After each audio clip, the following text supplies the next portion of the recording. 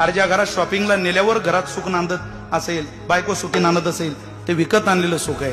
पिकनिकला नेल्याशिवाय बायको घरात नीट राहत नाही, विकत आणलेलं सुख आहे. चित्रपटाला नेल्याशिवाय बायको घरात नीट राहत नाही, विकत आणलेलं सुख आहे. तर राजवेळ्यात नवऱ्याला रडवते ती कैकेयी आहे, आणि भर वनवासात नवऱ्याला हसवते ती सीता आहे, माई आहे, जानकी मैया आहे. एकीनं राजवेळ्यात नवरा रडवला आणि एकीनं वनात नवरा हसवला. इज्जतदार नारीला सुख विकत आणावं लागत नाही. नवऱ्याचा पडलेला चेहरा पाहला की ती म्हणते, मालक का चेहरा पडला? अगं पंढरपूरला जायचंय मुक्ताबाईच्या पालखी सोहळ्यात, अनाईन पेरणीचे दिवस आले. ती म्हणते, बाळ्यान आम्ही दोघं जण पेरणी करून घेऊ, 4 मजूर लावू, 8 दिवस कष्टाचे काढू.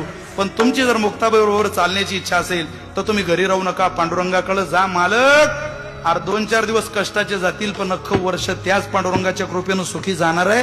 हिला सुखाला जन्म देणारी स्त्री म्हणतात, त्याला सहन करण्याची भूमिका आहे.